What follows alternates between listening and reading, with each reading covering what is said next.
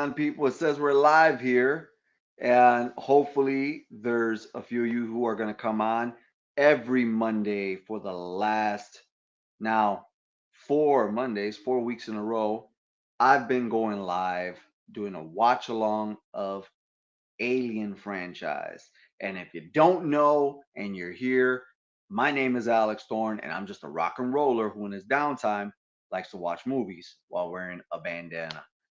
After running my errands all day, and it's a nice day in Chicago, I figured it was cool. It was time to, you know, sit down. It was okay to sit down and relax and watch a movie. One thing about me is that even this process right here of sitting down with you guys and like watching a movie, as I've mentioned to people who subscribe to my channel and watch my reviews, it's hard for me to just be cool and be okay with sitting down and watching a movie. Like, I always feel like I got to be moving or I got to be doing something creative. So this watch along thing that I've been doing for the last 4 weeks with this series gives me yet another incentive to actually sit down and watch a movie all at once, because there are times when I watch movies for this channel and I break it into like 2 or 3 sittings, just because I'll sit down for 20 minutes, 30 minutes, and then get up and go do something. And all of a sudden, it's, 3 hours later and it's too late to really continue watching the movie, and it doesn't really matter, that type of thing. So I start watching it the next day. This time, because I'm here with you guys, and you know, I don't want to disappoint anybody. I don't want to get up during the movie and do other stuff, right? I sit my ass down and watch it. By the way, I know that the watch along starts at 7 o'clock, but I'm actually giving you guys about 5 minutes to jump on board. I'm going to be watching Alien Resurrection, and I'm watching it off of Hulu. I don't know where else it's available. I mean, I guess I can look it up for you guys. Let's see.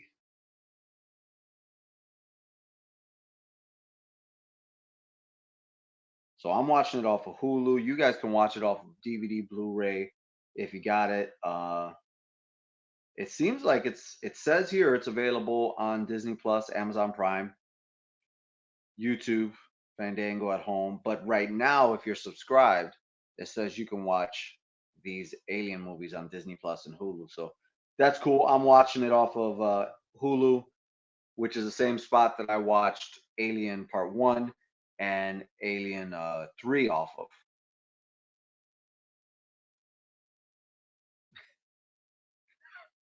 So I'm going to go straight to the comments for this.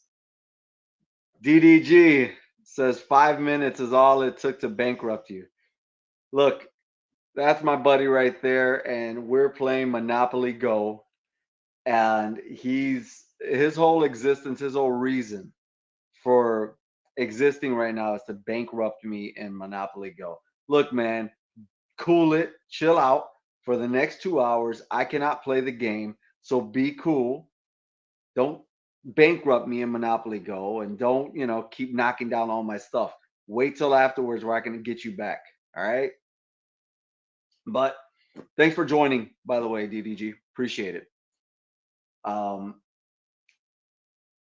just to kind of recap on Alien 3, which, by the way, the review for that is going to be available this Wednesday. Yeah, it's already scheduled and uploaded.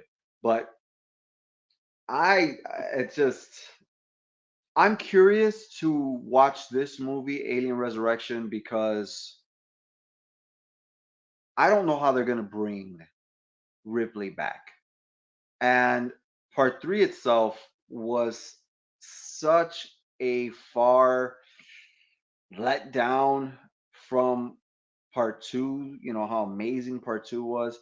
Three really just seemed like it should have been a book, a comic book, a side story.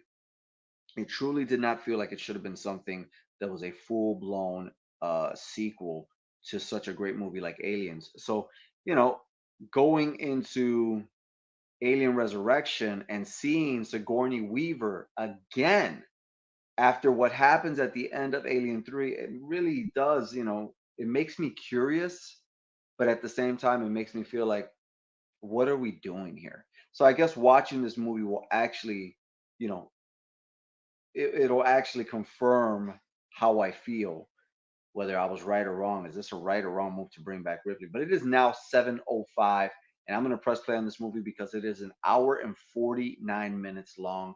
And we're going to press play in five, four, three, two, one.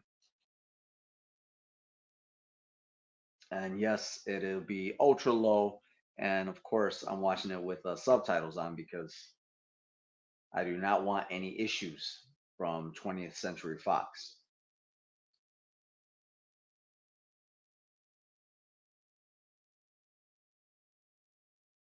For those of you, if you guys return to this live who hung out with me on TGIS, which I try to go live every Saturday.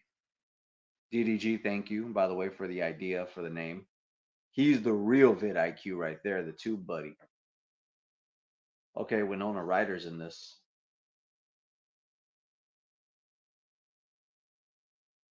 Ron Perlman. Wow. Yeah, he seems like he should be part of an alien movie. But nonetheless, we went live on Saturday, and I try to go live every. Holy shit! Brad Dorff, the voice of Chucky, is in this, so it's got some heavy hitters. I try to go live every Saturday, hang out with you guys, catch up on the week.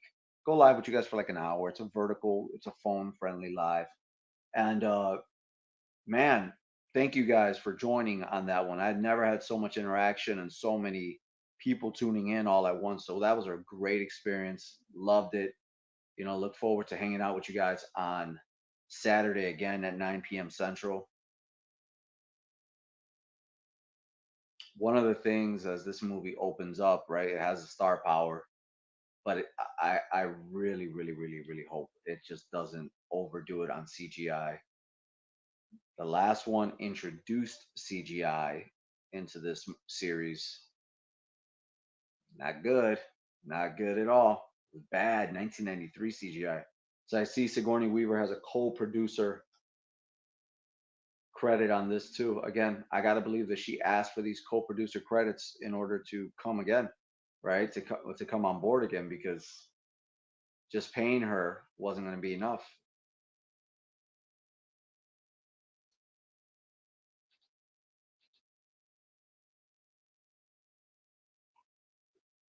USM Ariga Medical Research Vessel, United Systems Military. Standing crew, 42 enlisted, 7 science officers.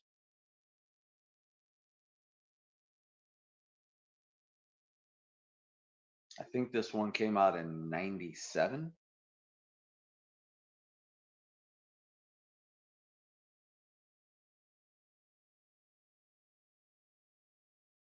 This is a naked woman in a pod. Ripley's narrating. My mommy always said there was something about no real ones, and it's Ripley.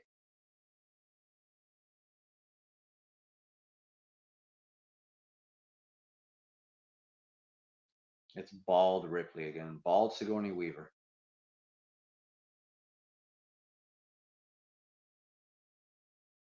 That's another move that I was shocked that she was willing to do in part two was, go all G.I. Jane before the G.I. Jane movie.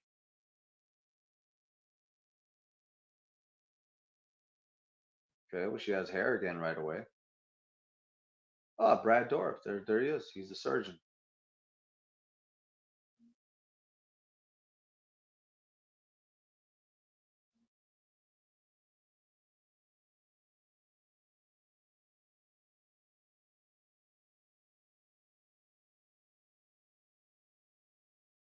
What? So they birthed her in a pod because it's impossible to have her after what happened in parts three at the end. And there is an alien inside of this particular Ripley that they birthed. It's breathing. They're taking it out. They have this thing in a pod too.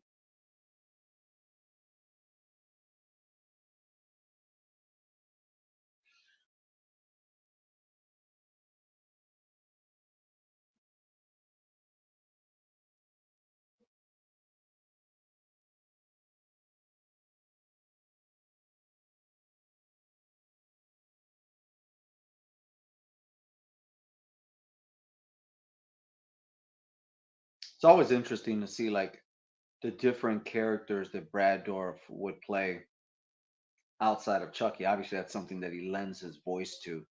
But this, I've seen him in other things too, and he almost often plays like a doctor of some sorts.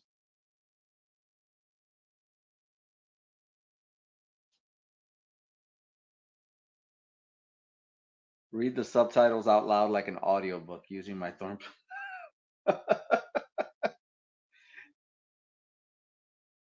Oh wow. The G.I. Jane look is her most iconic look. I don't know about that, man. I don't know about that. That's just that was an interesting decision for her. They put her in like this bag of some sorts,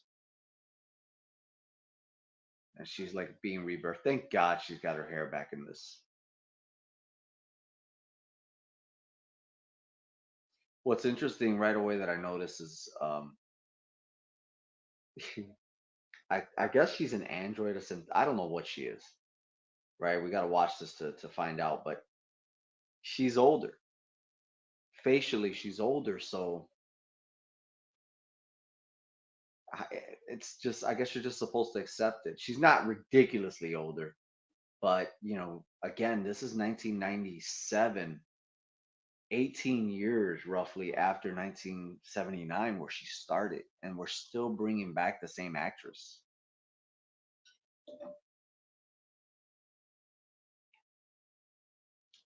By the way, Thorn Theater mug here, not mug, but I still don't know what to call these things. But I got my coffee in there. I shouldn't be drinking coffee at 7 o'clock, but I need a little something because I have not eaten as much as I should yet. I'm just getting off a fast and I still don't have an appetite. So doing something to keep me up. Okay, so Ripley, they're studying her. They're ridiculously close to her. She's going nuts like a test subject. Damn. And they just shot her with like an electric shock thing.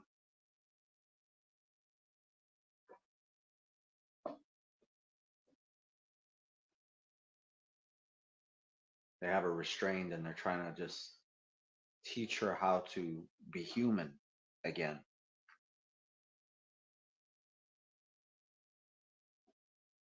DDG, where's your mug? I mean, you got the card, brother. Eventually, when there's enough people on the channel, and there's for sure people that want to buy stuff, then I'll make mugs available. But as right now, it's an exclusive one of one, brother, just for me. There goes this bushy-eyed bastard, this one actor who I don't like. I don't know his name, but I know his face right away. It's just somebody I do not care for. So she's got a biochemical imbalance where she still has memories.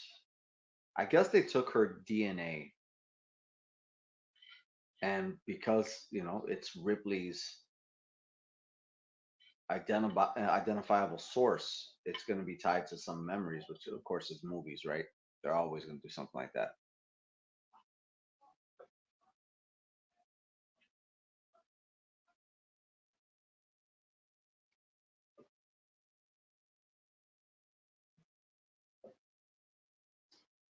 So right now, one guy is pretty pissed off that this Ripley subject, has any memory whatsoever.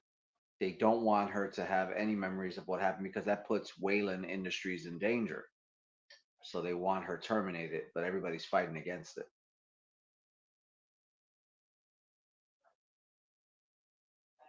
See, this one actor that I'm talking about, I wish I knew his name, but and I'll look it up in a second. But he's supposed to be the general, but he's always in comedy movies. And even in this, he's making certain facial expressions that just make him look silly. And that's not something you want out of any actor in this movie.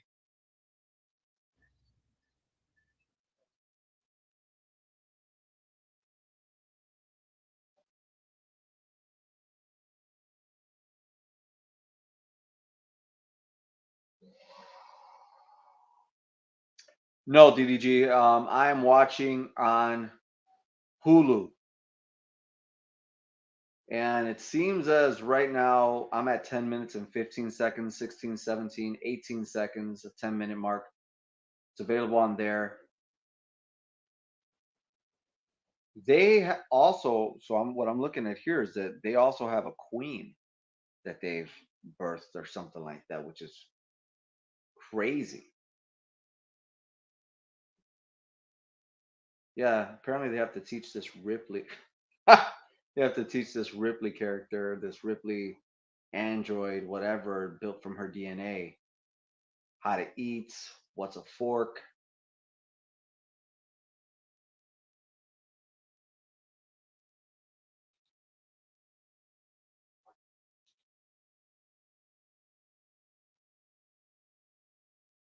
One of the things that I'll say that's really, really threw me off about Alien 3 was how the color changed from blue and DDG. You were here for the watch along of Aliens. It was a very blue movie. Well, Alien 3 was a very brown movie, a very brown and copper movie, and it's just jarring. This one so far, it kind of I'm seeing the same color tones so far as the first one, which is bright. There's a lot of metal. They're not leaning anywhere extremely yet, unlike part two and three that leaned on two different color tones. I'm wondering what they want to keep Ripley alive for. If they've already got, you know, the alien that was inside of her.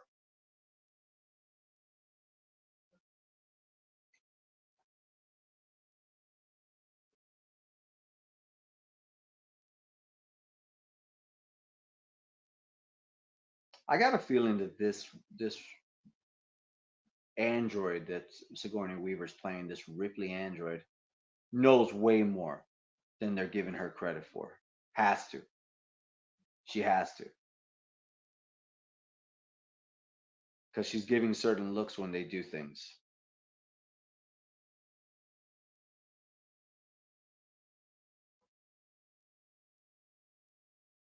She's giving certain looks when they do things.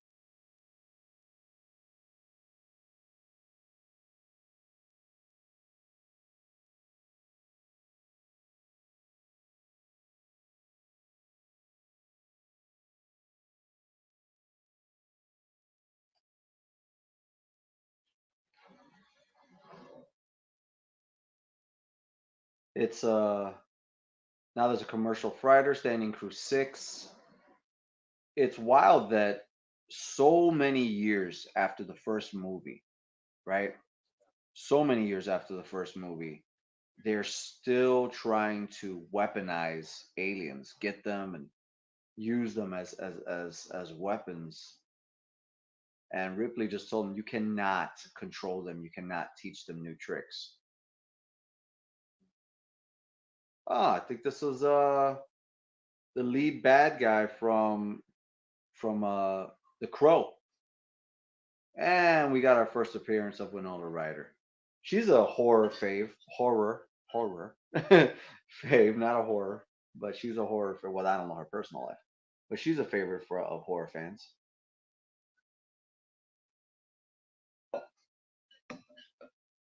See this crew that's in this movie right away. This is the first time I'm watching them. There goes the first appearance of Ron Perlman,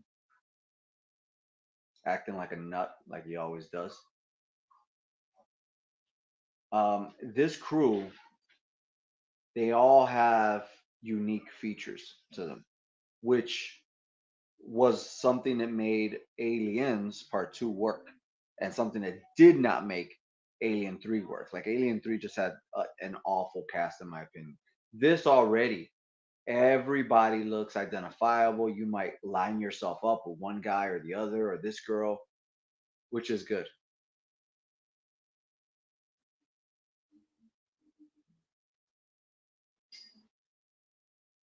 I know Winona Ryder from Beetlejuice.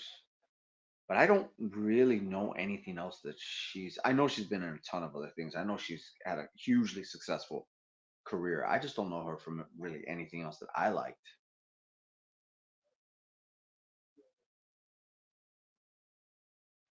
Wow. So we, I love this, man. Thank you. Uh, so DDG lets us know that the budget for Alien Resurrection was 70 million and it made 161 million. So it definitely was a hit. Shocking that we did not get a sequel directly after this. Like Alien 3 got a sequel, but Alien Resurrection with numbers like that didn't get it one is wild.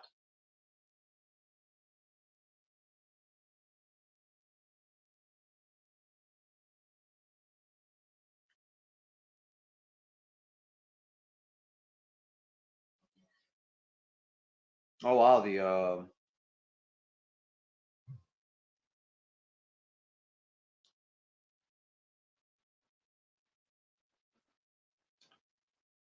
the effects for the spacecraft flying and all that, that looks really good. It looks to be practical. And there's definitely, because the color tone is not skewed, one extremely one way or another, you can see a lot of details on the spacecraft, which is good.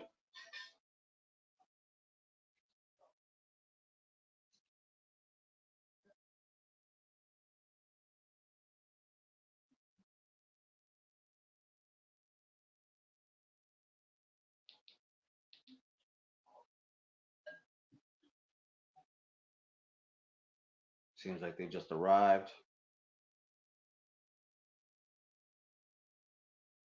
We got DDG says the sequel to Resurrection was planned as it was written on Earth, set script for Alien 5. Sigourney Weaver was not interested. Wild. Again, I think they should have moved away from Sigourney Weaver after part two. They could have brought her back. Maybe she would have been interested in part five, if she didn't do the last two or something like that. But this bringing her back again and again is just a problem.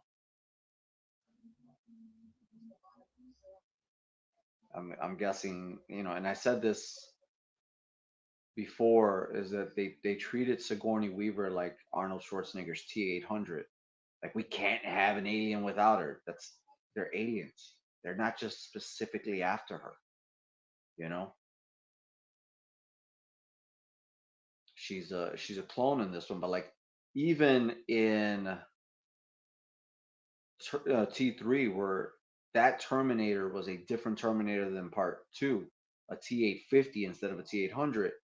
We just don't need to constantly go back to that one person like the Resistance and everybody was after her. There's so many players we could focus on and so many aspects of different stories. Like that one story in part three. I'll say this: the prison story of part three, that could have been told just the way it was without Ripley's character, without Sigourney Weaver returning. And it might have been a good movie then, without, withstanding all the terrible CGI. But this this already is better than the experience of watching Alien 3 last week. This has been much, much better. The pacing is better. It looks better. I was really, really turned off by bald Sigourney Weaver and and that extreme copper brownish color tone of part three. I just was not digging it.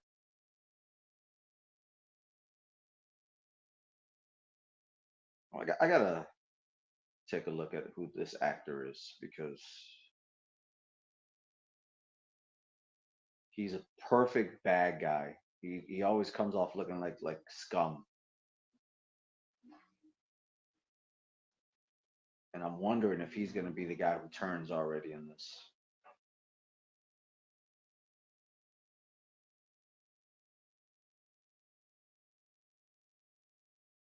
Yeah, Michael Wincott. Let's see.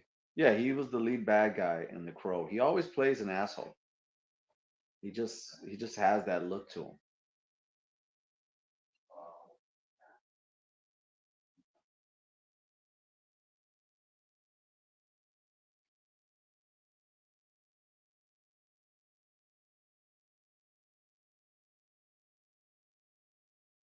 I like that the movie immediately started out with showing you like the first shot of anything really is just Sigourney Weaver being reborn as a clone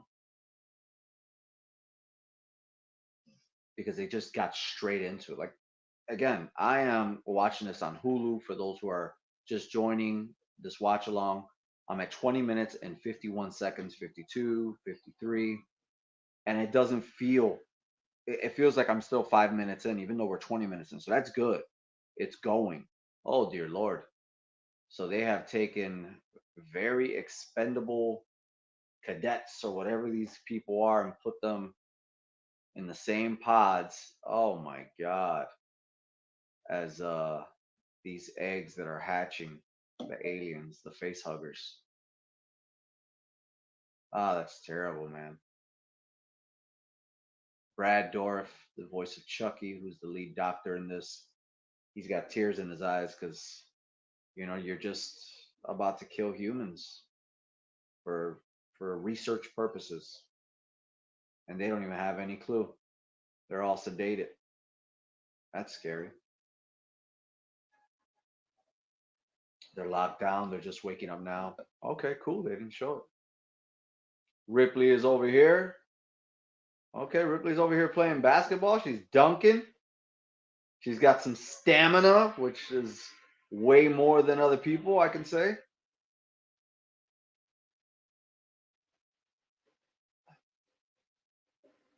She must have been practicing basketball in real life because she seems like she's very confident in doing what she just did. Ron Perlman is coming over to challenge her. Does Sigourney Weaver and Ron Perlman have something going on, like in real life? Because they've got some chemistry on the screen right away.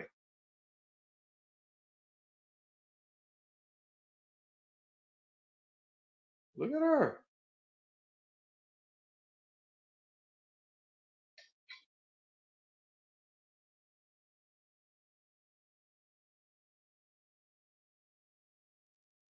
Interesting.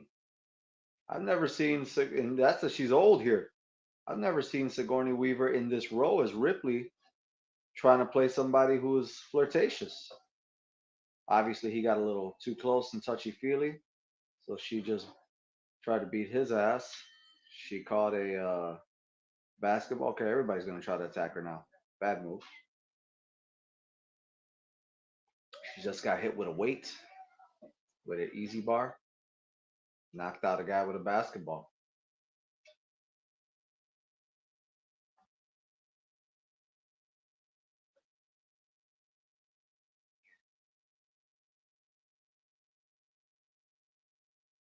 She was definitely too old to play what I'm about to ask you guys. But by 2003, when Terminator T3 came out, just the way she's acting here, I wonder if at any point she could have played a female Terminator, like when the TX, when whoever they were looking for to play the TX. She's doing a great job. Yo, okay, so that was pretty cool. When one of the dudes hit her with the easy bar, he kind of like busted her nose and she started bleeding. Well, she wiped away the blood and it went on the floor. The blood right now was acid, even though it was red, human color was acid. And we've got some cheeks on the screen. That is one way to do a foot massage.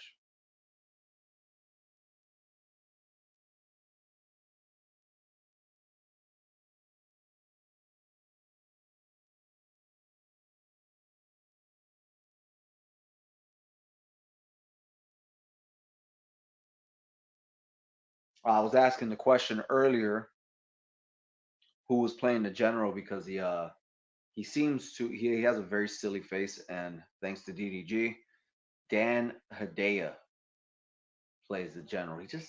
He's meant for comedy, and maybe they didn't know that yet by the time they casted him and filmed him for this movie. But the he's not a very he doesn't have a very commanding presence. He has a very comedic presence. And keep that up on the screen right there.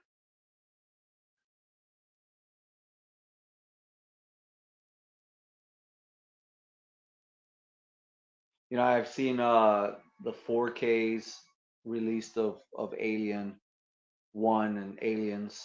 I would love to see this movie remastered in 4K because I could tell that this is an old transfer that they have. Yeah, it's up to date. It's 1080p, but I would like to see this movie remastered in 4K, maybe upscaled by AI, whatever they're doing now. All the controversy that went along with the Aliens 4K release, and then more recently, not a lot of people are going to care about it, but Jaws 3 is highly believed to be AI upscaled. Wow, is he behind the glass? So they're finally at the point where they have aliens in this movie to study behind the glass.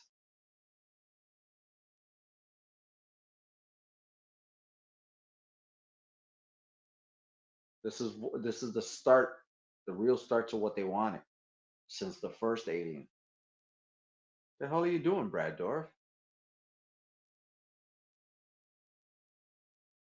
Dude's kissing the glass, trying to.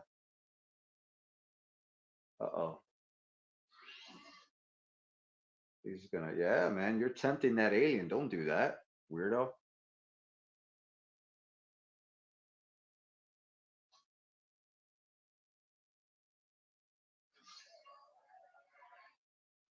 That's ballsy, man. So he was teasing the alien behind the glass, and he gets mad when the alien got mad, trying to do what he naturally does. And now he just pressed the big red button that like put a bunch of, I don't know, smoke or cooling stuff onto it.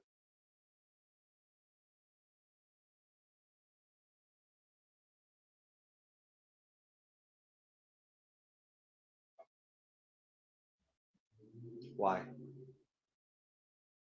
Why is Sigourney? Oh my God, Winona Ryder over here is trying to pick up a cup to drink while having boxing gloves on.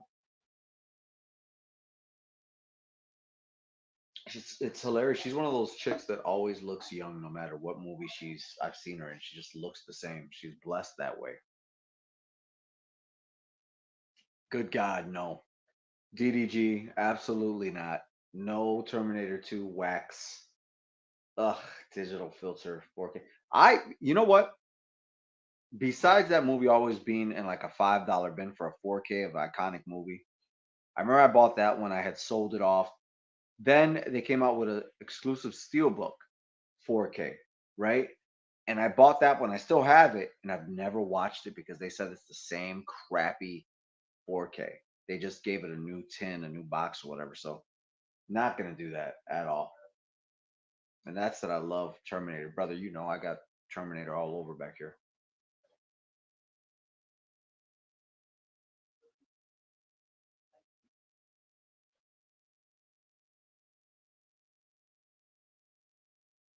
So Winona Ryder's out here trying to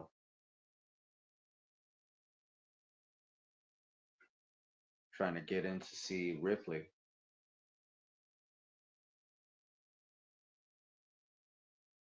Brought in a knife with her just in case Ripley gets crazy.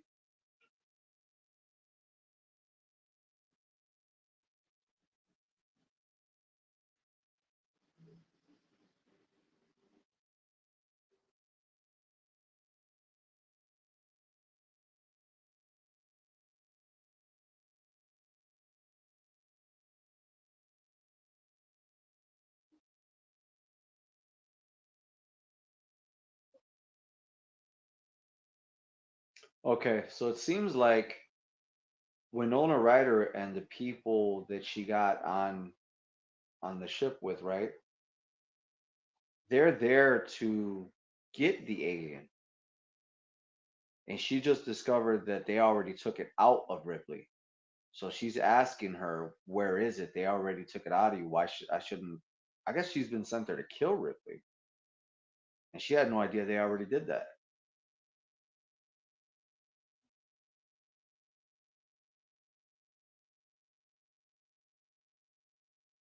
There it goes. There it goes. That's exactly what I was saying for when I saw her come up as a co-producer in part three and now part four. That had to be an added on deal. Like I'm not totally invested. There's not enough money for me to come back. I don't really like the story. So give me a co-producer credit. That way she keeps on getting residuals off of that. Got it. So the add-ons, if anybody knows how I do things, it's gonna be DDG at Thorn Claws.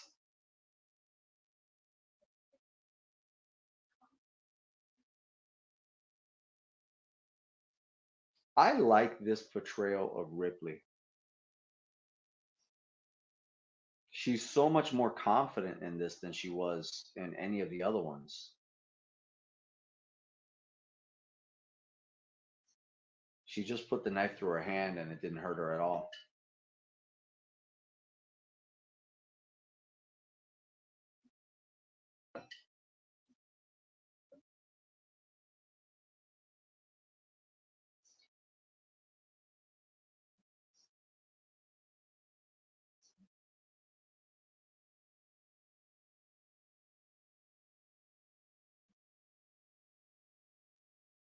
Wild. Sigourney Weaver in this movie looks like me when I lose too much weight, skinny Thorn, just because she's older and her baby fat from her face is gone.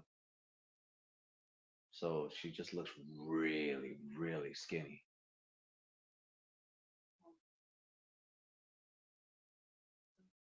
For being somebody with no emotion who can't, obviously is not human anymore, she's very lenient on Ryder's character.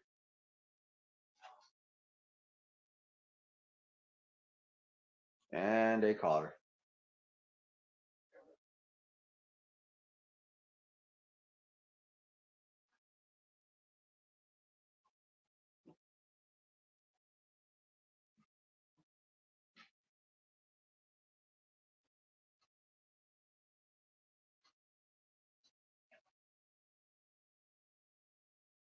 So they've gathered up all of Winona Ryder's what the hell's her name? What's the character's name? Let me see here. So I'm calling her by her real name. All right, so it's go back, go back, go back. There we go. Anna Lee. All right, we're gonna do that. So they've gathered up all of Anna Lee's friends that she's on the ship with. There's another female that they came with that they're not spotlighting at all yet, but she does have a good face. All right. So violence was chosen. Annalie and all her friends are shooting everybody on here. Got some action going on.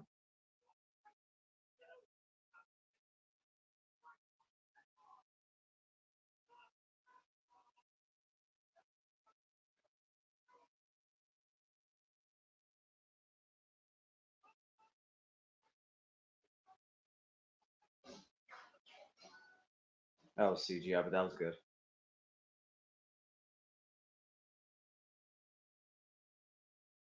One of the guys just shot something up above, it ricocheted, and miraculously, of course, pinpointingly hit his target in the head.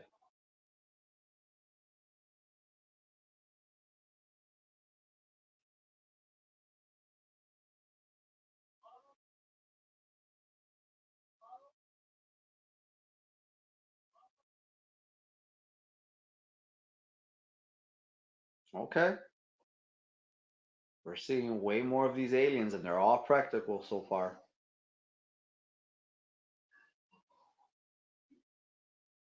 And we're seeing them interact. This is, you know, what's cool right away too. Again, another thing that's making me okay with this one over the last one is that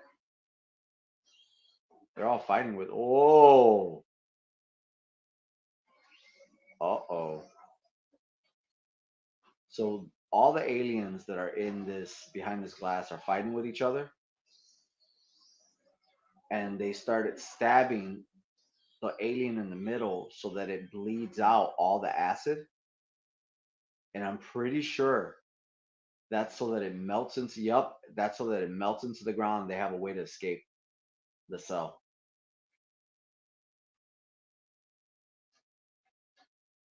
They're gone, brother. They're loose. It's over. They sacrificed one of their own to get away.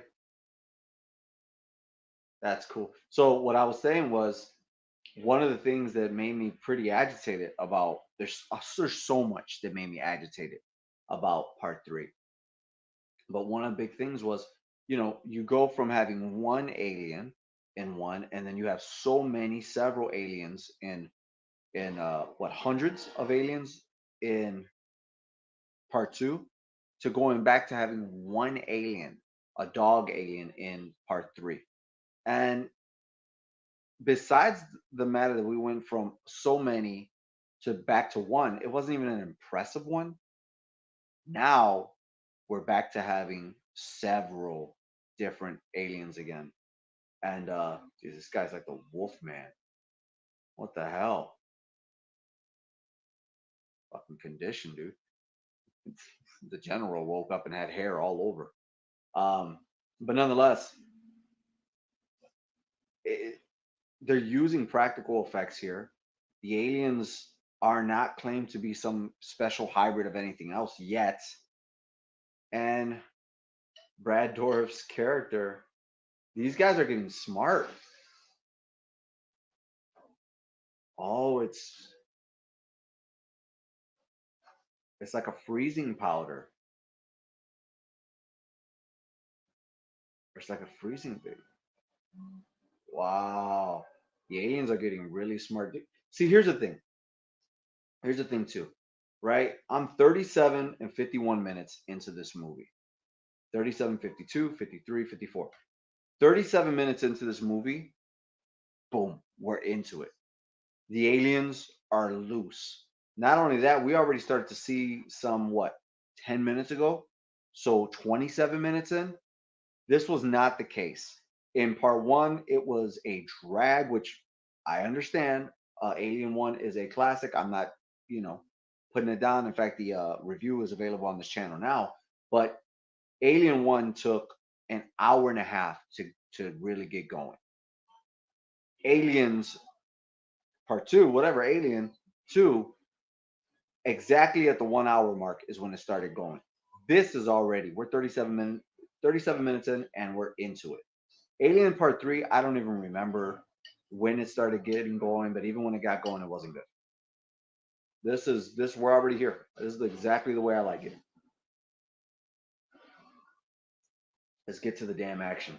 This is what I was saying all along when I was watching part one. We're already so used to seeing aliens. Let's just go.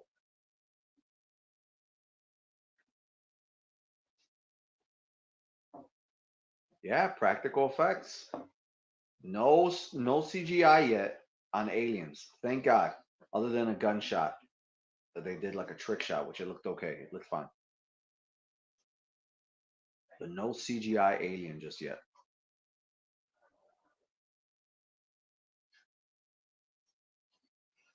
So yes, DDG, the new Romulus is between one and two. So perfect, perfect timeline. There's a guy in a wheelchair on here who is being stalked by the aliens right now. And Ripley, she senses that the aliens are loose because, you know, she's, I guess she's half and half, half android, half alien. She's rubbing her blood that she just cut herself, which is also the same acid compound as the aliens themselves.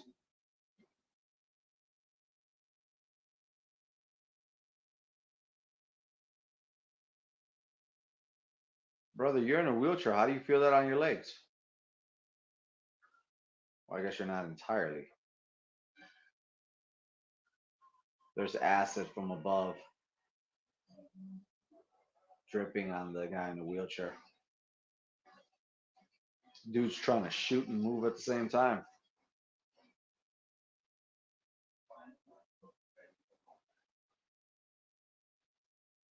That was smooth.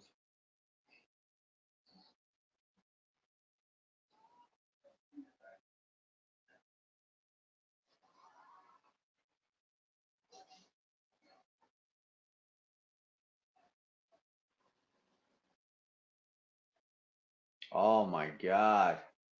So a bunch of these Marines, these aren't even Marines. I don't even know what these guys are, but a lot of the crew in this all got into this escape hatch, and an alien got in there with them.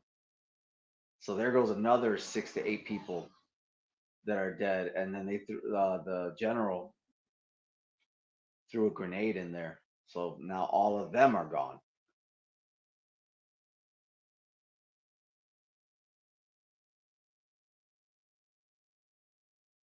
And his ass is about to be gone now too, because there's an alien right behind him. I'm glad. Yes. So this actor that I do not care for, 41 minutes in, is gone. Even in his death right now, he just did a silly face even in his death scene. Like, get off this screen. Bad casting with this guy, but everybody else is good so far.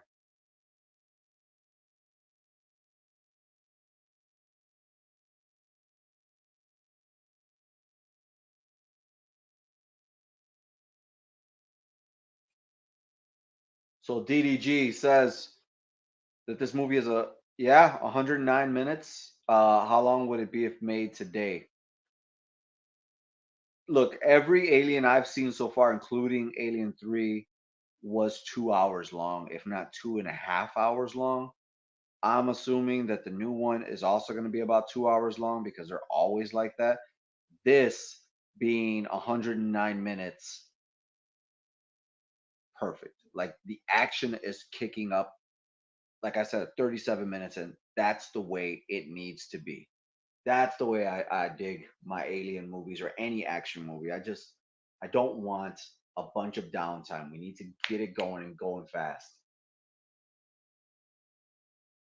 And this movie has a very neutral color tone. I'm so happy for that. It reminds me of part one in terms of color.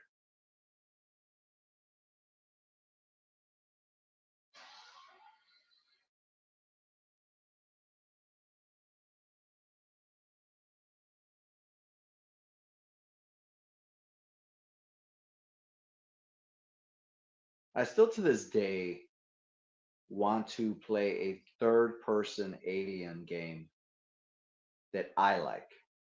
I tried out Fireteam Bravo, did not like it whatsoever. It felt very PC esque.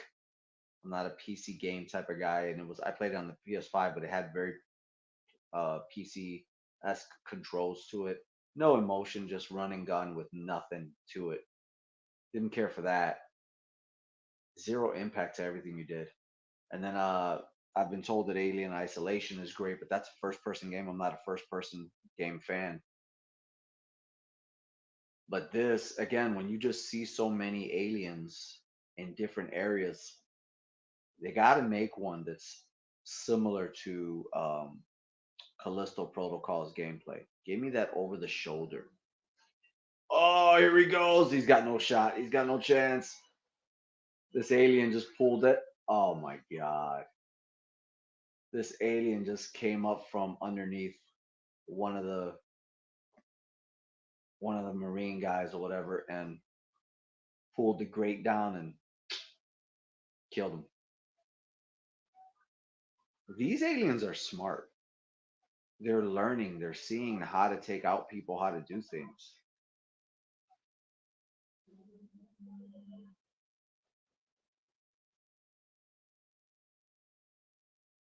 Uh-oh. Uh-oh. It just roared? We never seen that.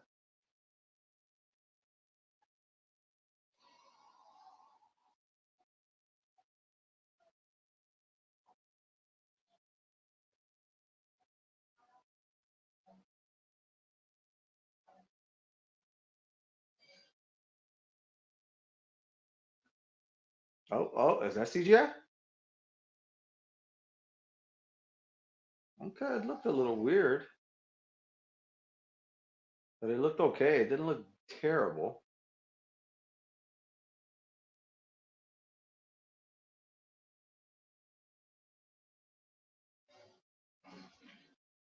Whoa!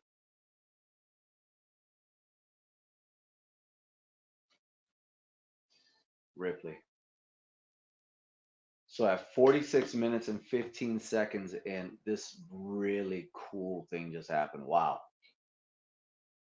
The alien that they were running from turns back around and starts smelling and inspecting the one Marine that that it killed. And then as he goes straight to the same area where the alien had already busted him open and killed him, he goes to smell it, and Ripley pulls out a gun right in between and shoots it and pops up from underneath the grate. And she's doing it with, she popped up with a smile. Like, see, if Sigourney Weaver played Ripley like this in two and three, and then I wouldn't have a problem with her coming back. But she was so stoic in all of them that I just didn't feel a need for her to come back. I'm liking what I'm seeing from her here.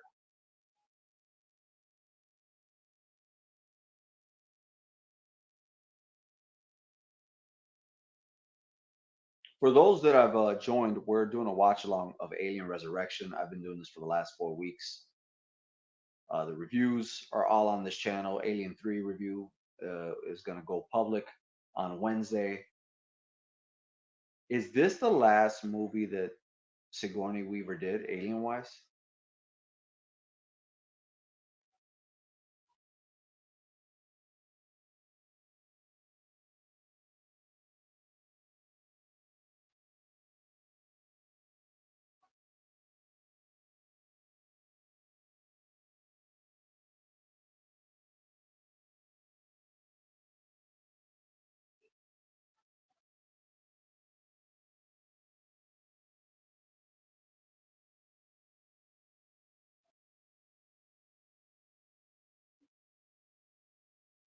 They're all arguing right now whether or not they can trust her.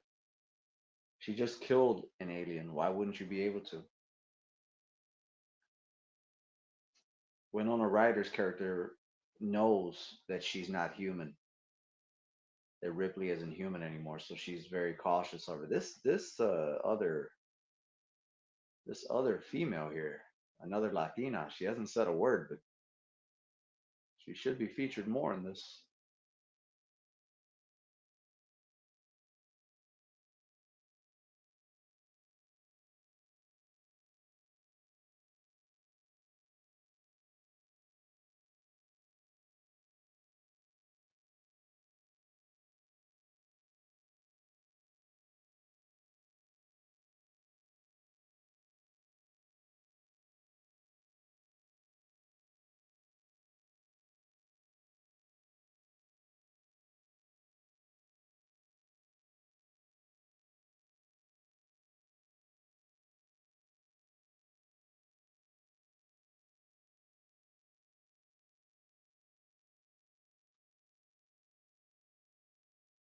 So they're roaming the hallways.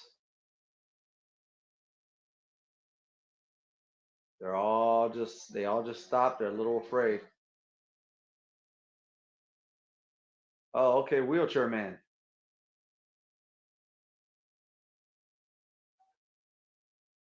Oh no, this ain't gonna go well. They can't drag this guy through the movie too much longer.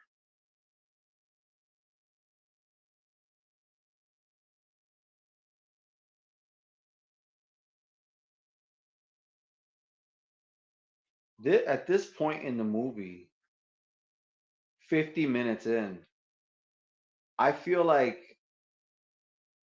in any other alien movie that I've watched so far, what's happening now where they're all coming together trying to figure out how they're going to defeat the rest of the aliens wouldn't have happened until an hour and 20 minutes in. So this movie is pacing a full half hour before all the rest of them that I've seen, which is a good thing. I like that it's just going. Let's just get into it. But then again, I could also see how for moviegoers at the time they could be like, "Oh, this the atmosphere is nowhere near, as engaging as the other films," which could be why there was no Alien 5 directly after this.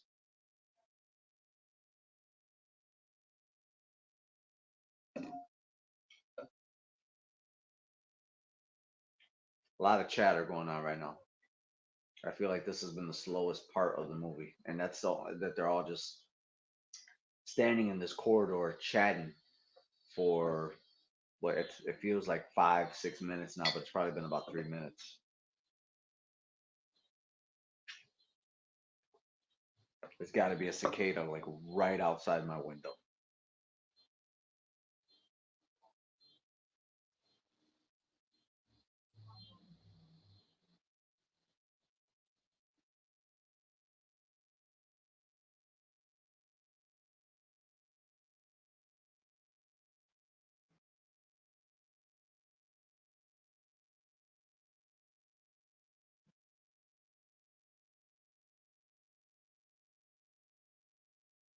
Yeah, I'm seeing a lot of the way this movie is lit looks like a lot of what we've seen in the trailers for Alien Romulus.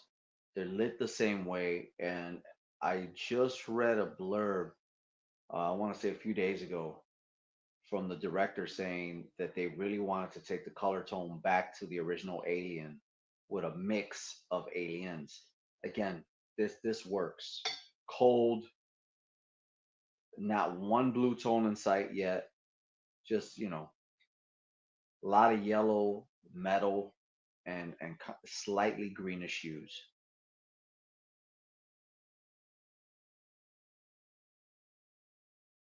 A little bit of maroon in here too.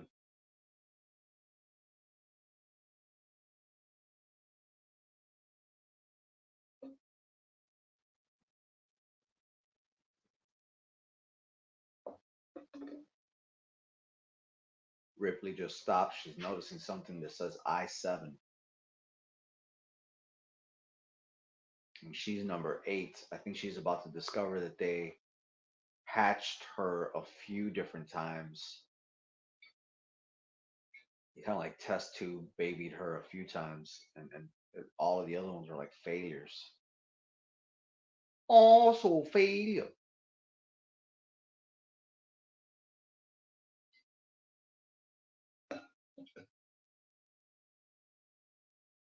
DDG, are you watching it too, man? You've been on the stream since the beginning, so let me. And there's a bunch of weird deformed pod people. Yeah, are you watching it too? Let me know, man.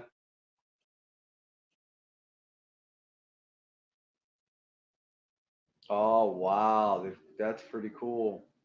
So Ripley right now is coming upon a bunch of different, like weird looking human alien hybrids.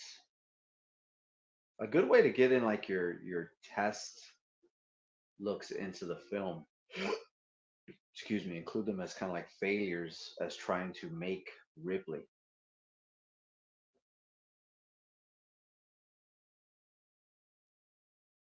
Test tube subjects.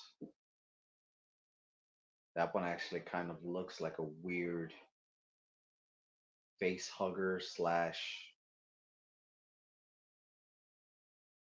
Ripley hybrid.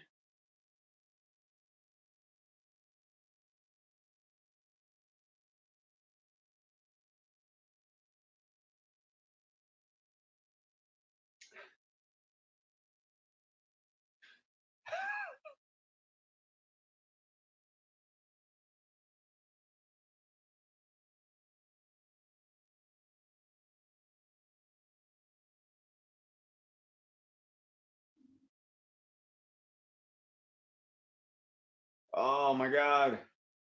So there's one Ripley that's suffering on the table.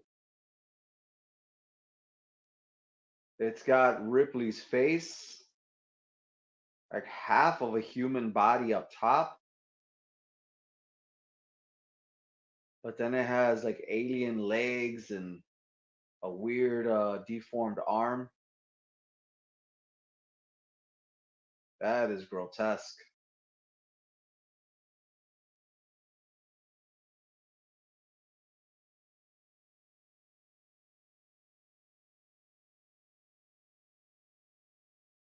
The test subject just asked for Ripley to kill her. She could have shot her in the head. Instead, she's setting it ablaze. That's not an immediate death. It's an eventual death, though.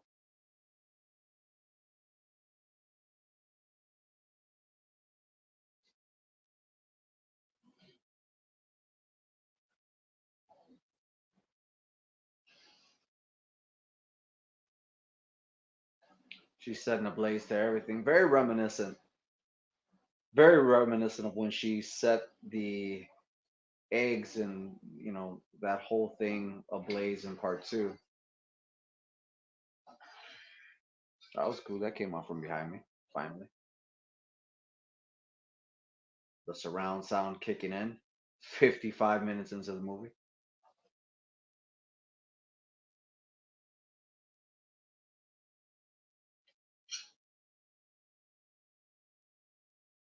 Again, for somebody who's not human, who's an android, Ripley, this particular Ripley is emotional about certain things. It's kind of a hybrid between everything human, android, alien.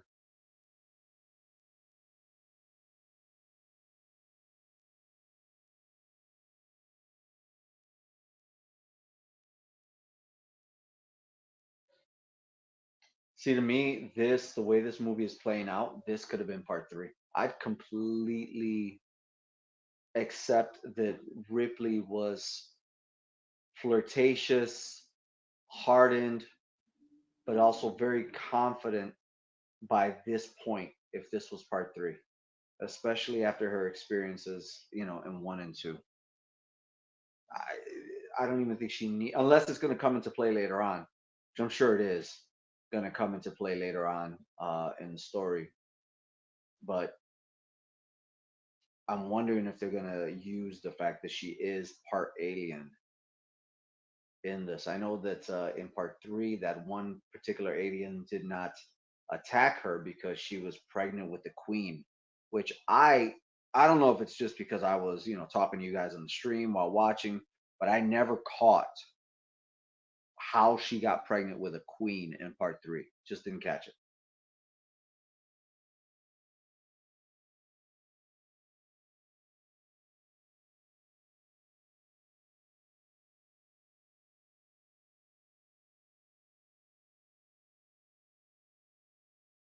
I did notice that earlier in this movie they didn't show the face huggers. They showed the eggs hatching, but they did not show the actual face huggers.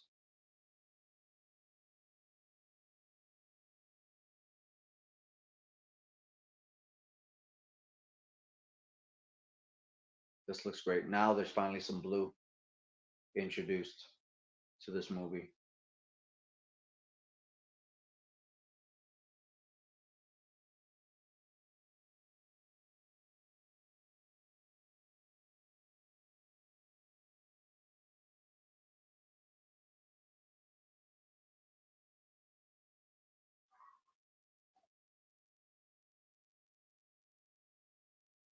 Ripley has that sense to know where there's a live alien and where there isn't, or like who has one in them. Because I guess again, she is that test tube hybrid.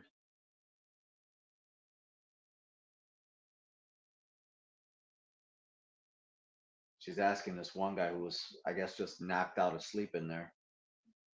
Um, you know, who is he? Who's his crew? What are they doing there?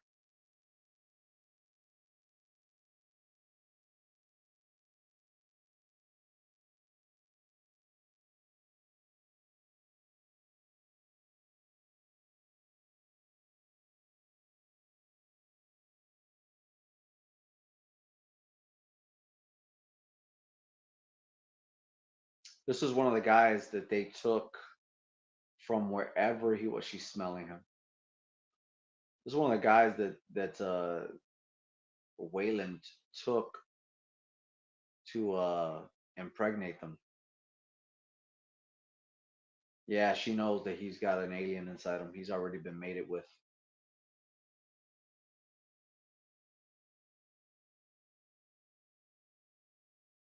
Don't leave him. Shoot him now. End him,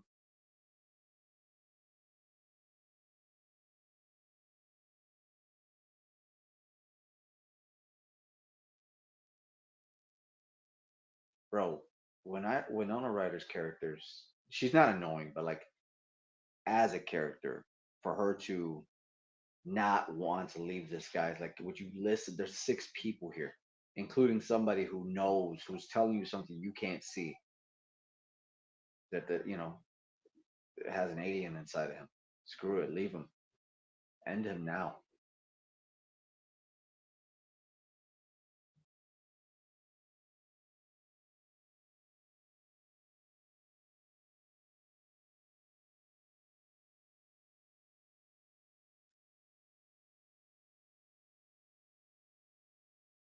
Ripley is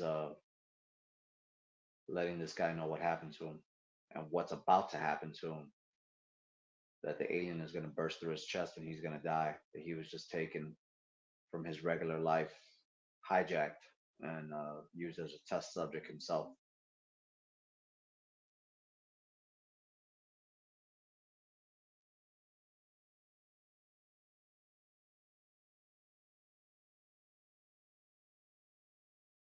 He just asked Ripley, "Who is she?" And she goes, "I'm the monster's mother." Interestingly enough.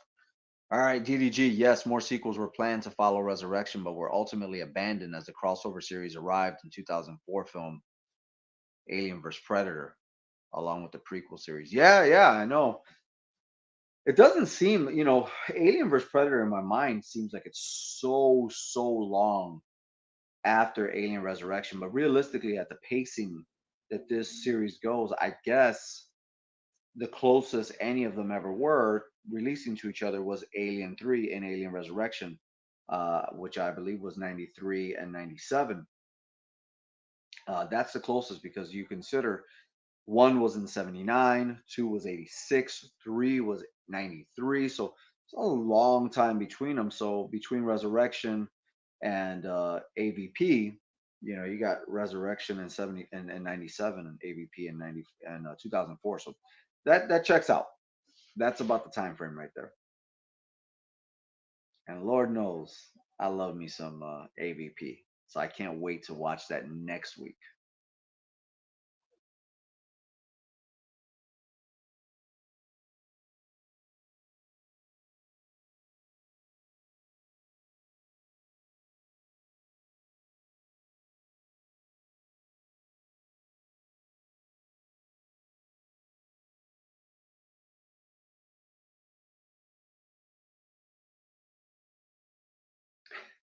So so they're like waist deep into water. There's this area that they're in right now that's overflowing. My God, this Latina is nice. Um, oh man, are we gonna get aliens underwater? That's pretty cool. So they're in here, and now they're actually one of them had to strap the guy who was in a wheelchair to his back, and he's swimming with a guy strapped to his back. Like, see, at this point, you got to cut off dead weights. This scene looks great. See, this is something introduced new into this series. The danger of aliens being underwater. And I'm guessing because of her trepidation, this Latina is not gonna last to the other side.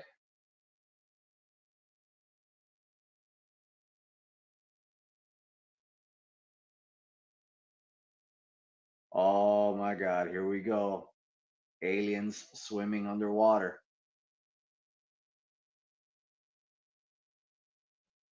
They're shooting.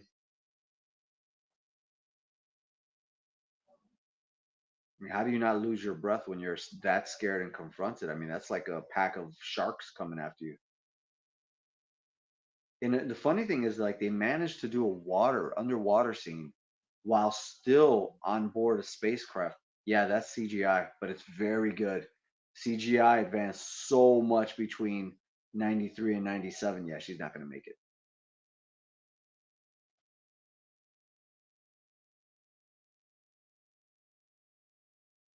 I I want to say that, and she dropped her gun too. Oh man, poor chick.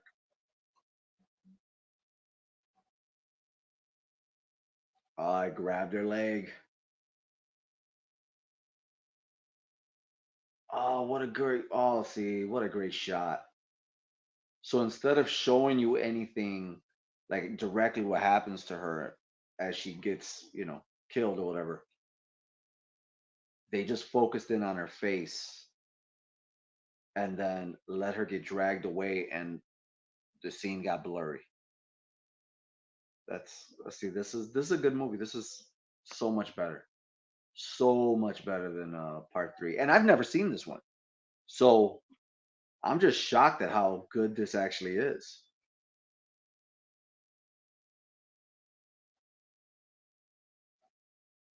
They're trying to get out, but there seems to be there's a hole open, but it's like covered with this sheet or something. Oh Lord, what is it?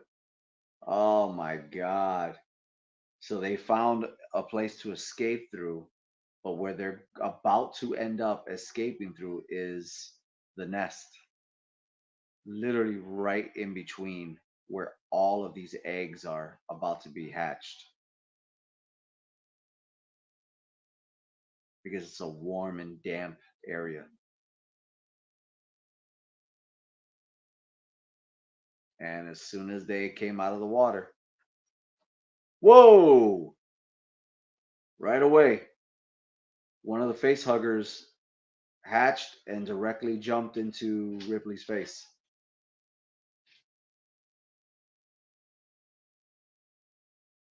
So as I was going to say earlier, I think the CGI is so much better here because this is 97. They're going right back under the water where the alien was already is. Um and this is right around the same time as like Deep Blue Sea and other stuff like that. So all right, this one dude just shot.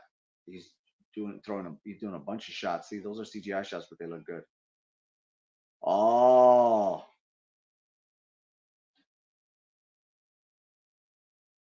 oh, he's shooting bombs up there, and they're all going off, destroying all of the eggs at the same time.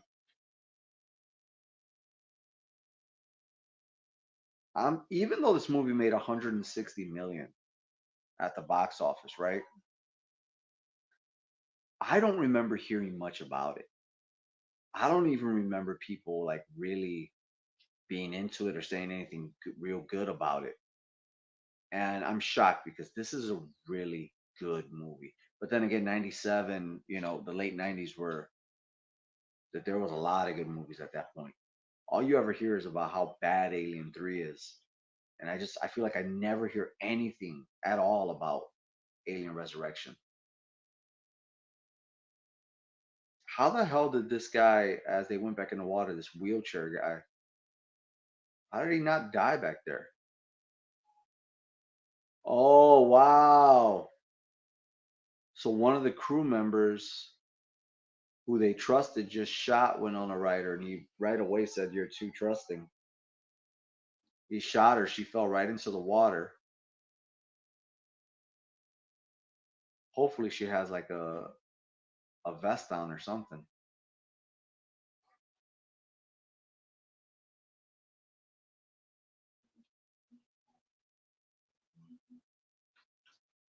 Like, why would you choose right then and there? Ah, he got away.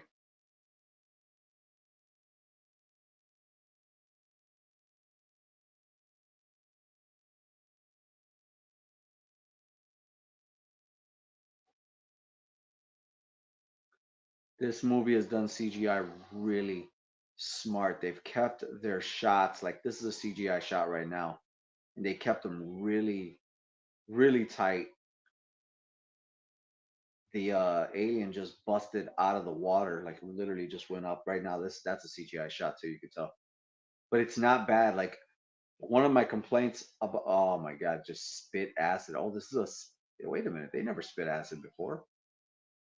This one's spitting acid, and it spit acid at the guy who also has the wheelchair guy on his back, and now he's about to fall, but the wheelchair guy grabbed on.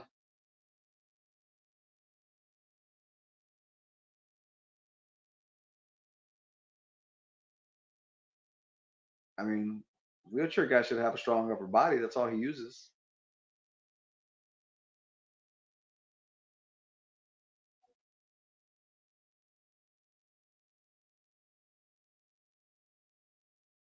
Ron Perlman. Ron Perlman, upside down shooting, hanging from his legs on the ladder. Bro, you're gonna shoot your own crew, but it's a badass move. And he shot him right in the head. Boom. Very cool shot. Comes back up. There's a spider and a web in his face. He shot the spider, like a little small spider. Yeah, that's got to be a heavy ass alien, even though it's dead. It's still hanging on.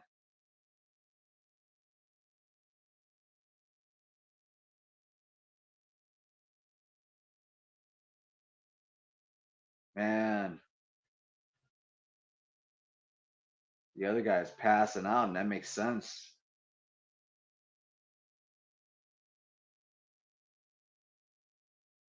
So they killed that one alien. Wheelchair guy is holding on for his dear life. But the black guy who was carrying him this whole time, and his entire face, I love it. His eye is bleeding because he had acid thrown in his face. He just cut himself loose to save wheelchair guy. That is good, man. That's a good scene.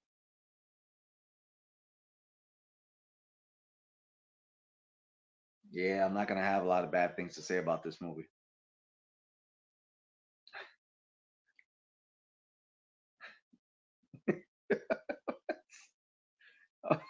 I'm gonna put this up there, but not for long.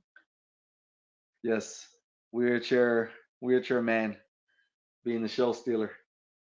Strong upper body on the wheelchair guy.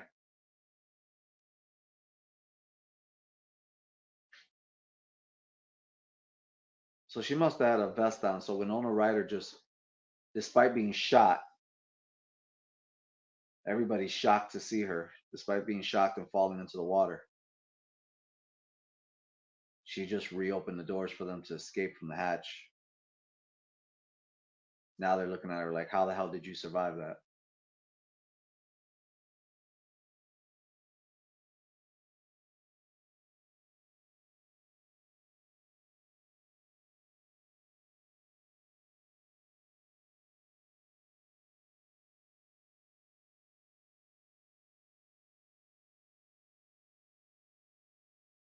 They're about to confirm how the hell did she survive that. She took a slug in the chest. She's an android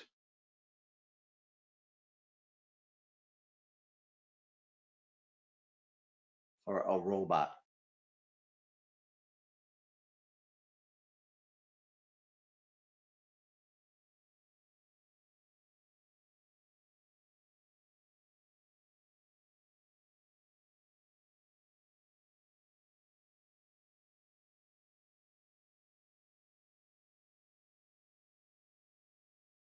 They're trying to figure out what type of robot she is.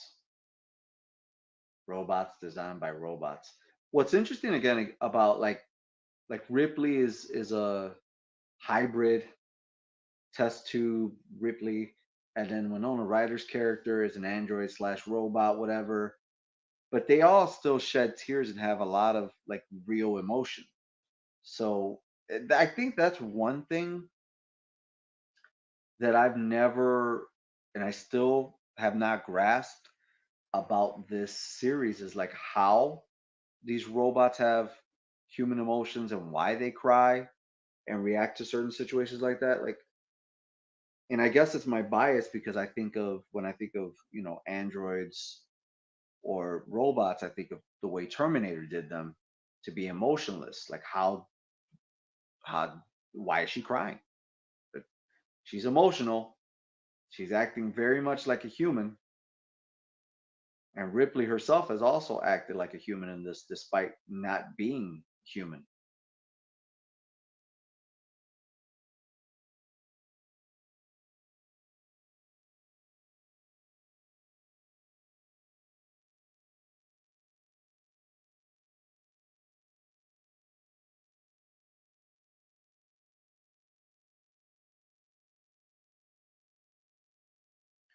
They're asking her to, despite the fact that she just admitted that she burned her modem, they're asking her to manually patch in and call back to where they need to be picked up.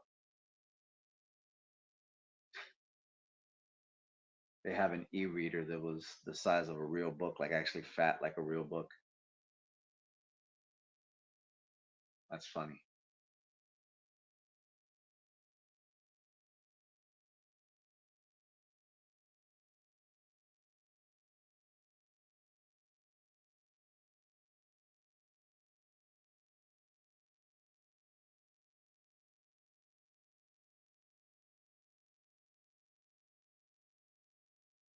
So breach in Sector 7, Sector 9 unstable. She's reporting back now because she's like going manually through the system. And now she's talking like a robot. 86 minutes until they get to their destination. She can't reach critical mass. So Ripley's asking her to crash it. Uh oh. My man, that one dude that they told her, that one dude that has the alien in him, he was just shaking violently. Again, it's a huge risk. Like I don't understand what this guy brings to the table. Why did they bring him along? He's just a risk. He's already made it. They already used him. He's gonna get them killed, or most of the crew, anyways.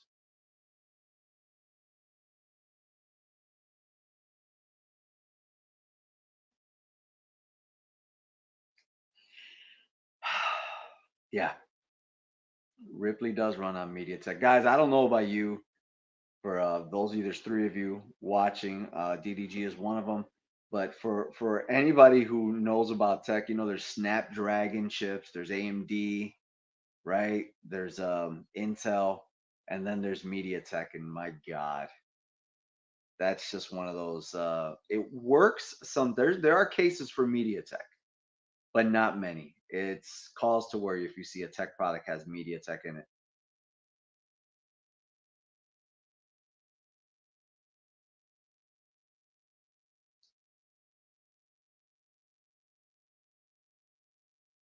Okay, so the traitor, there's always a traitor in these alien movies, right?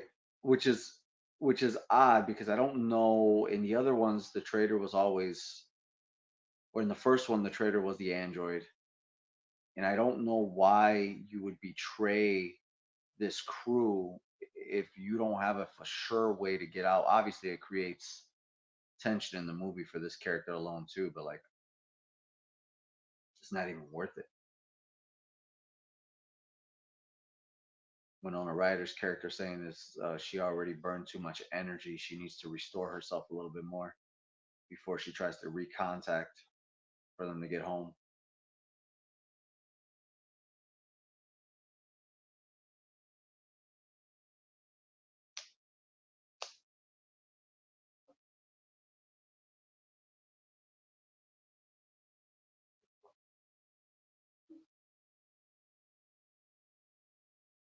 Winona Ryder just asked her, why does she go on living? What's the purpose? They used her for what they wanted to already.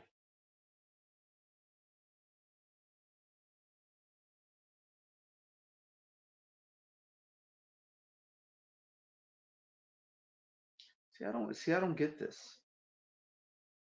I don't get this. Winona Ryder is telling Ripley, at least you're part human, so I can understand why you might want to go on living, but I'm disgusting. I'm just a robot. Like, why, again, how does a robot get to that point where she's just saying these things? There is, okay, so I do remember, we'll get there later on when I watch Prometheus in a few weeks. I do remember them like idolizing humans and what they go through. But the way Winona Ryder's character is delivering it here is just, it's so human. It just, I need you to be a little bit colder. You are a robot.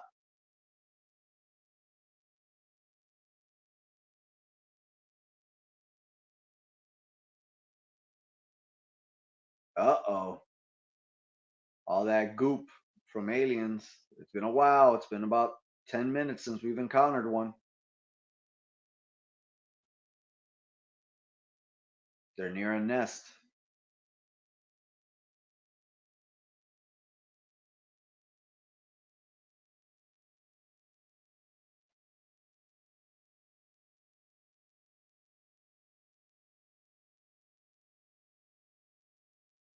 Ron Perlman is perfect for a movie like this. These space movies, these weird movies. He just has that crazy look.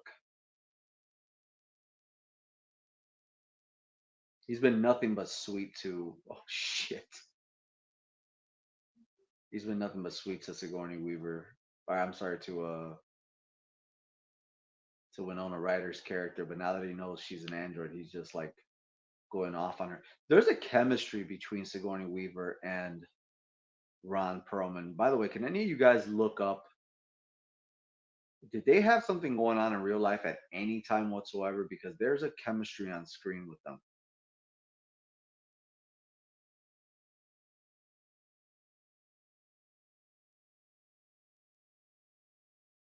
Ripley just stopped and is doing something weird.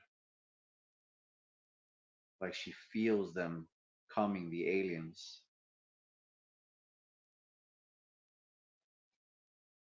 And an alien just opened up a grate and Ripley just fell through.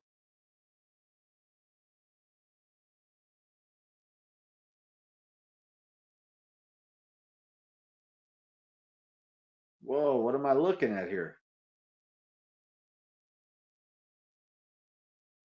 Ripley just fell to like a whole host of aliens all sleeping together. What is this? She's sinking into them.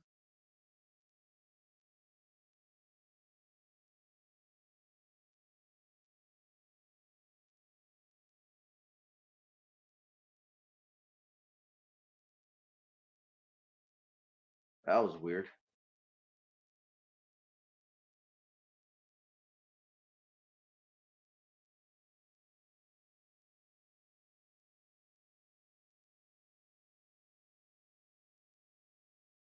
An alien is like affectionately holding Ripley right now.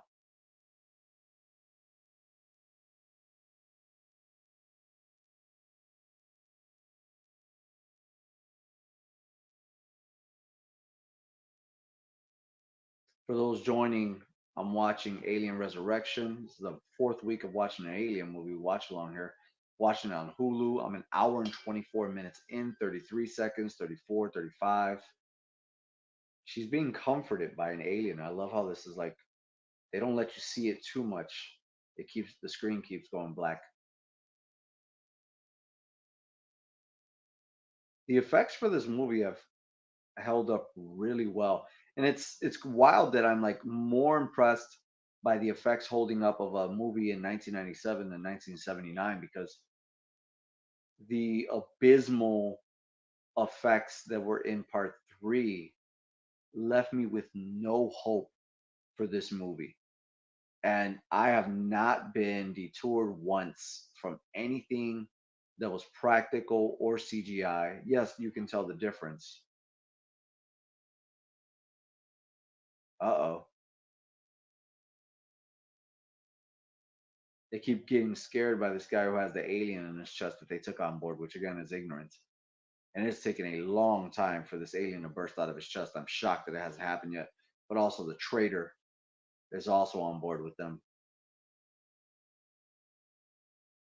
I don't know. Well, he must know that Winona Ryder's character is a android now because he shot her in the chest, and yet there she is aboard. Same thing. Just shoot her. She's an android, or shoot the guy, and it's happening.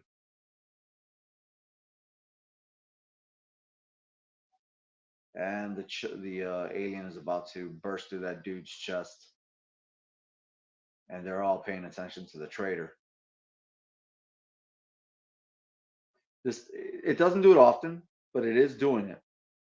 There's this weird camera effect that the '90s did.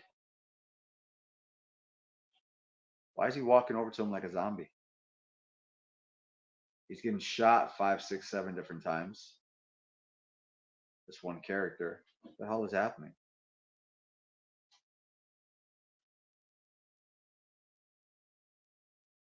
I've never seen anybody else be able to do this when they have an alien in them. He's like,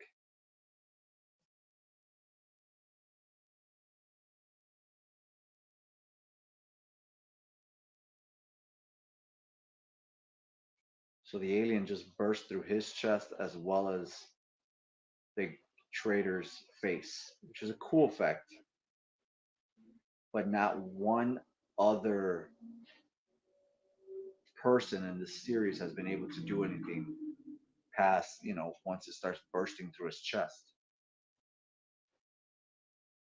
This guy has, and he's like this nerd, some skinny dude. I don't get that. Okay, so there's this hive, and this is where they're all holding him, similar to what we saw in Aliens. It did not return in Alien 3, so they've taken all of these people and effectively like spider webbed them up to put them to be hosts for the face huggers. And the queen is back. I had no idea there was a queen in this movie. She looks different.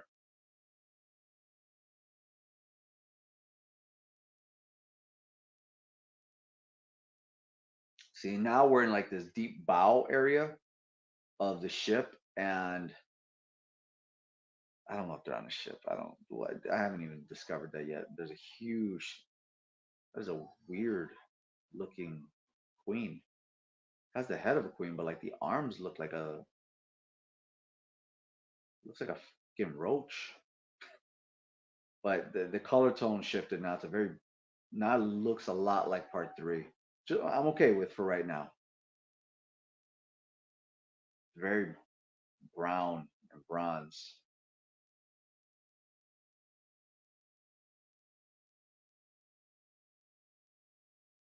The sack. That's the word I was looking for in my head.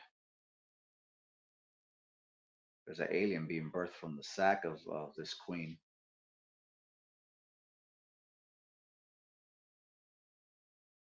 Is this the new alien type we're gonna be introduced to in what is that? That's an odd looking alien. It's like a that is odd.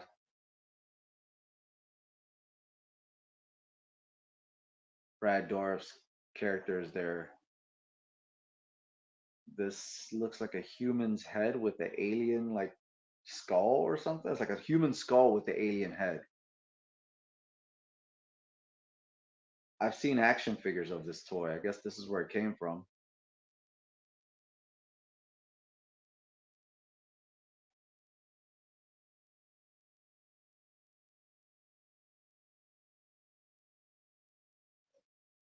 What? So this human alien hybrid or alien human hybrid, it's roaring as well. There's a big chance they took on this, but eventually I guess that's what would happen. Oh no. It just killed the mother. Why did they give it eyes? Why did they give it eyes? No, it's looking at. Oh no, you're killing the effect. They're giving it emotion. It's looking at Ripley like really affectionate. It has titties. It is a weird decision.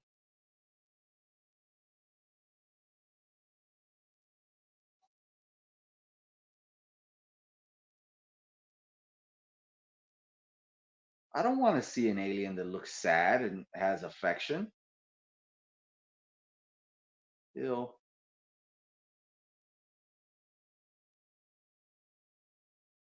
So I guess it's looking, even though the queen is, just birthed it out of the sack, it's looking at Ripley like it's the mother. I'm sure they took Ripley's DNA and mixed it because all of this is just messed up in here. The doctor's really the father of it all because he mixed all these things. I don't think he knows he's about to die right now. Oh, so this particular alien, this hybrid alien, right? No, it's not a wheelchair alien. DDG. This particular alien, I guess it doesn't have the little mouth that comes out. It's just biting off heads, and it just bit off the doctor's head. By the way, guys, for following along, I'm at an hour and 32 minutes and 6 seconds, and this movie has been moving fast, just the way I like it. I prefer movies that have like a 90-minute to 100-minute time frame. This is right there, and it's moving quickly. Ripley is running to catch the hatch that's about to detach itself from the spacecraft or wherever the hell they're at.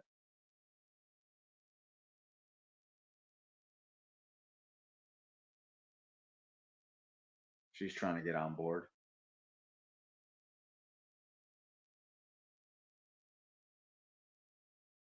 I understand what they were going for with the new human alien hybrid. That is a, oh yeah, we are in 1997 territory. Ripley just jumped a huge gap with one of those like 90s 2000 jumps where they swing their arms in the air. That was a little bit too far to be anywhere believable, but she is a test tube hybrid, android, human, alien, whatever.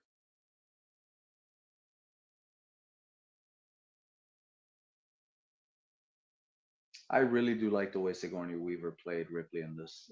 This is the way I would prefer Ripley to be, even in part two. This confident, this sassy, this flirtatious. Hard to make that turn, I guess, just experiencing one alien. I would completely omit Alien 3 now that I'm watching these movies.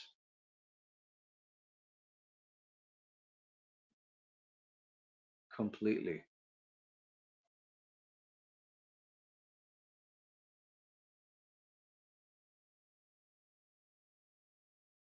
I put like Alien 3 as one of those movies that like I guess if for completion's sake you may want to watch that, but it's not necessary. All right. It was a bad move. Bad move to give this human alien hybrid thing uh eyes.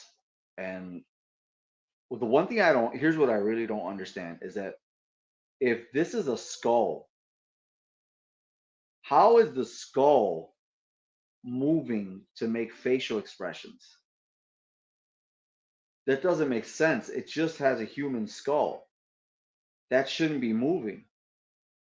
This design would completely work if you didn't have it flexing its like eyebrows, which there are none. So they're just like the eye gaps. That's what's bending and doing all this stupid shit that it doesn't need to do.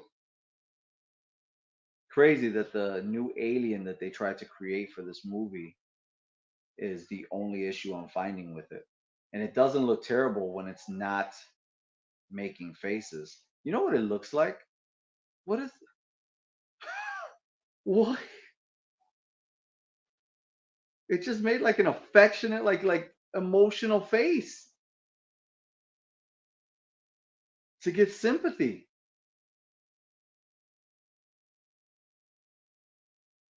What a bad call. I bet you this is the entire reason why people wrote off this movie.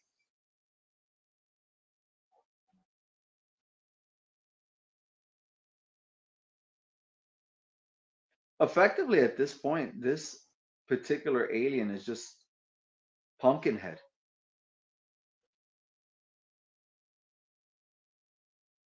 Yeah, they took a huge risk with this one, with this alien. And I get it. I get that in every alien movie, you have to add something to the lore. We can't just depend on the same ones. I get that, but there's been some decisions made in this for the not good for this alien. Everything else has been great. Hey, DDG has been a member of this channel for 3 months. 3 months of uh ultimate. Oh man, thank you so much. That means a lot to me. Guys, check this out.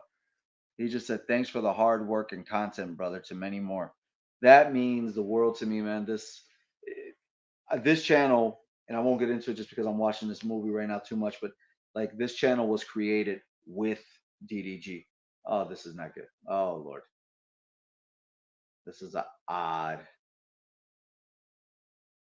look that's happening here. So Ripley is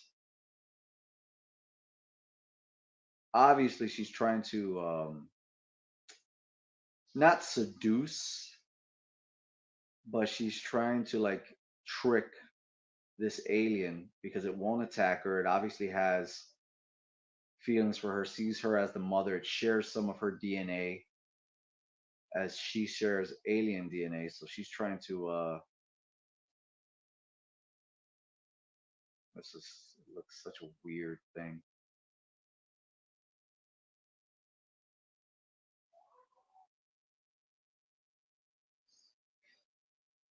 Okay. So Ripley just took her blood and flung it at the only window. There's a small little space of area of window on this spacecraft.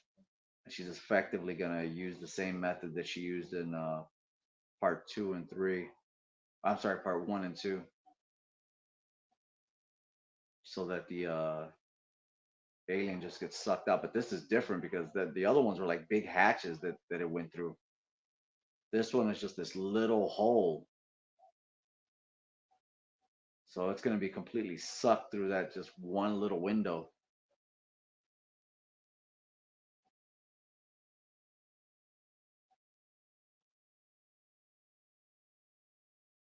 Oh, wow.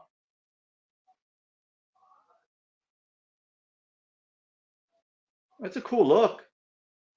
A lot of CGI there, but that's okay. Oh my God. Wow. Literally, it's just this gigantic alien being sucked through because of the air through like this small little space. That's cool. That's a cool death. But I can definitely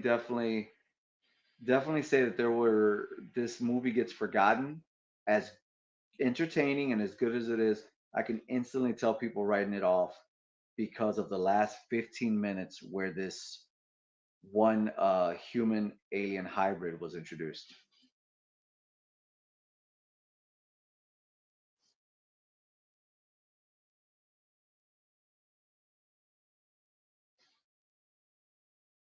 Okay, so from what I'm seeing is that they were on Earth because there was just this bomb that exploded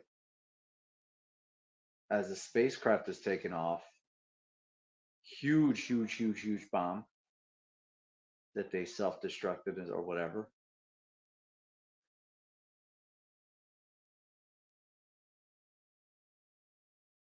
and they're being affected. I mean, how strong this would take out states upon states upon states, and they're in an aircraft spaceship.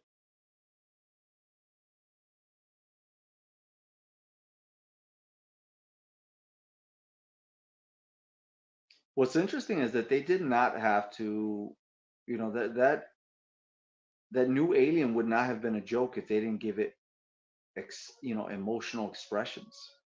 If they didn't give this alien titties, like there's little things that they added that ruined the way you would look at it. But it's not a terrible idea. It goes along with everything else you're seeing in this movie.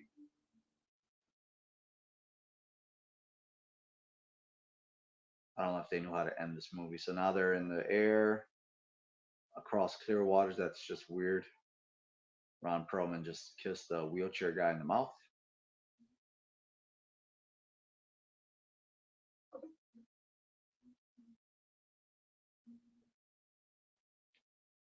They said they just saved Earth. They had to set off a huge bomb, but